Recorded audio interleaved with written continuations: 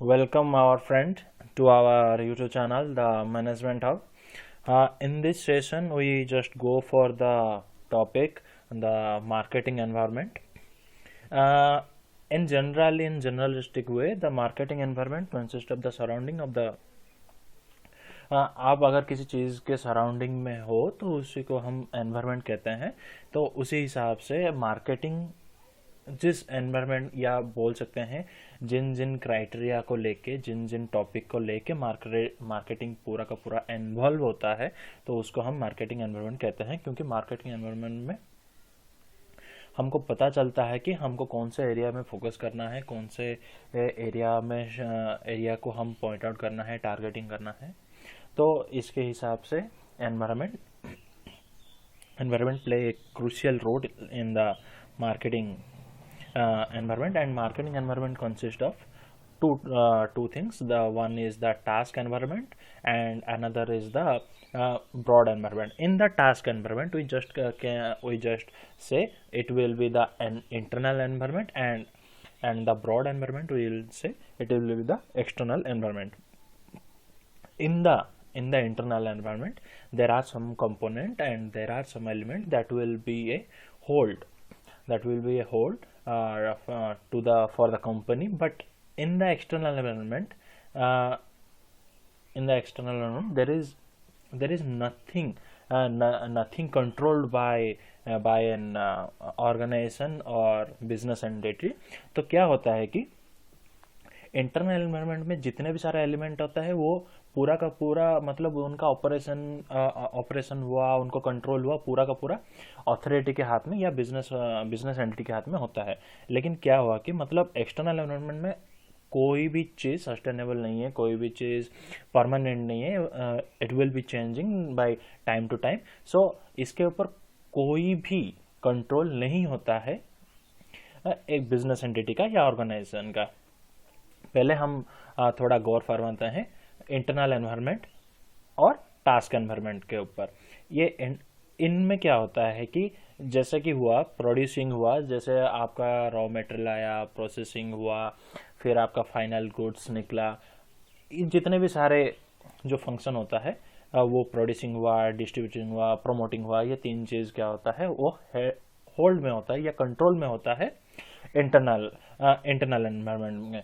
जैसे कि प्रोड्यूसिंग में आपका जो फाइनल गुड्स आ गया, उसके बाद डिस्ट्रीब्यूशन पार्ट, जिसका डिस्ट्रीब्यूशन जितना अच्छा होगा उसका उतना मार्केटिंग अच्छा होगा। जैसे कि फॉर एग्जांपल हम एफएमसीजी में बोलते हैं कि ये it's a door to door distribution, क्योंकि हमारा डोर स्टेप डिस्ट्रीब्यूशन, क्योंकि ये हर गली में हर चौराहे में वो मिल जाता है एफएमसीजी प्रोडक्ट में। इसी तरह से अगर जितना रिच जितना ज़्यादा होगा उतना ही प्रोडक्ट उतना बिकेगा। फिर उसके आता है प्रोमोटिंग। अगर प्रमोशन एक तो होता है जो कि ऑर्गेनाइजेशन के हाथ में होता है। अगर प्रमोशन कनेक्ट हो गया, communication with the customer will be satisfy, then the product will be sell.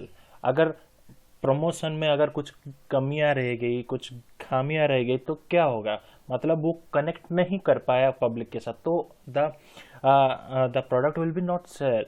So promoting will be a great influence that will be increase the sales.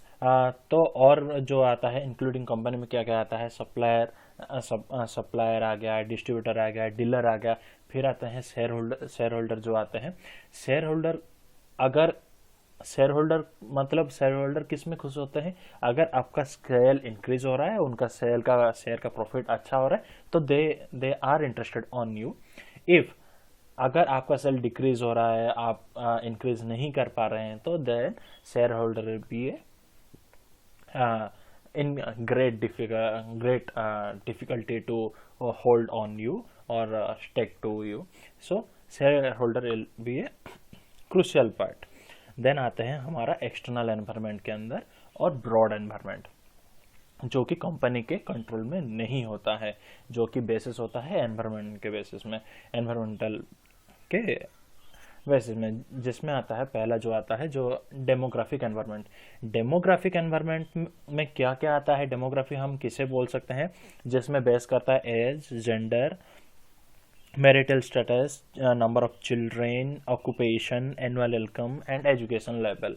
पहला जो आता है एज जो आता है, हर प्रोडक्ट हर प्रोडक्ट सेम एज के लिए नहीं होता है। कोई कोई प्रोडक्ट सेम एज के लिए होता है, कोई कोई प्रोडक्ट छोटे बच्चों के लिए होता है, कोई कोई प्रोडक्ट मीडियम एज के लिए, कोई कोई प्रोडक्ट ओल्ड एज के लिए। आपका प्रोडक्ट किस में है और आप किसको टारगेट करना चाहते हो, आपका एज ग्रुप कितना, एज ग्रुप क्या है, किस प्रोडक्ट को आप किस एज ग्रुप को टारगेट करना चाहते हो, वो एक इम्पोर्टेंट क्रूशियल फैक्टर होता है। फिर आता है हमारा जेंडर, ये प्रोडक्ट किस किन के लिए है, या ये गर्ल्स के लिए है या बॉयज़ के लिए है, या दोनों ये यूज़ कर सकते हैं, उसके लिए मतलब जेंडर एक फैक्टर। फिर आता है मैरिटल स्टेटस, ये हाउसवाइफ के लिए है या एक फैमिली मैन के लिए है, या फिर ये अनमेरिड यूज़ कर सकते हैं या मैरिड यूज़ कर सकते हैं, उस हिसाब से। फिर आता है हमारा जो number of children, because in India family is a great great aspect, because if family consider that one product will be our beneficial, or our stick to that product, they will be happy for that product, they'll purchase, and it will be influenced by the family. फिर आता है आपका occupation, आप businessman हो या job holder हो, service holder हो, आप क्या हो। फिर उसके ऊपर आता है कि आपका ऑक्यूपेशन के हिसाब से आपका बाइंग कैपेसिटी क्या है, आपका बाइंग नेचर क्या है, आप किस चीज़ के लिए इन्फ्लुएंस हो, फिर उसके बाद आप बाय करते हो, एट्सेट्रा। फिर आता है annual income. Annual income will be a great aspect on the basis of demography and environment, क्योंकि आपका एनुअल इनकम अगर ज़्यादा होगा तो आपका ऑब्वियसली आपका परचेजिंग पावर उतना होगा। अगर परचेजिंग पावर उतना होगा, फिर उसके बाद आप किन किन अगर आपका परचेजिंग पावर अच्छा होगा तो आप ऑब्वियसली प्रीमियम प्रोडक्ट के लिए जाओगे। अगर आपका परचेजिंग पावर उतना नहीं होगा तो आप चाहोगे कि it will be a middle class, then middle class range, then you go for it. So ये एक क्रूशियल रूल होता है। फिर आता है educational level. nowadays it will be a more broad area, because it will be provide some awareness, it will be giving you that stimuli that you will be buy for the product, because they many people are there that they will be say in this product this will be the feature, in this product this will be the ingredient, and it will be effect on that. फिर आता है हमारा economy environment. In economy environment में आपका पूरा country का GDP आता है, आपका खुद का एनुअल इनकम आता है, फिर आता है आपका परचेजिंग पावर कितना है, आपका एनुअल इनकम के हिसाब से आप परचेजिंग पावर कितना करते हैं, फिर आता है एक्सपेंडिचर कितना होता है उसमें से सेविंग कितना होता है, because India is a price sensitive. So her corporate को ये देखना होता है कि हम इसी हिसाब से प्राइस सेंसिटिव को लेके हम कितना कॉम्पिटिटिव है, बिकॉज उसके बाद आता है कि हमारा कॉम्पिटिटर कितना प्राइस में बेच रहा है, हम कितना प्राइस में बेच रहा है, हम कॉस्ट लीडर होना चाहते हैं कि नहीं होना चाहते हैं, मार्केट में अगर कॉस्ट लीडर हुए तो क्या बेनिफिशियल है। तो economy environment will be a great aspect on the basis of external environment. फिर आता है हमारा natural environment. In the natural environment there are the natural resources, just like raw material from the natural resources, फिर water, air, land, etc.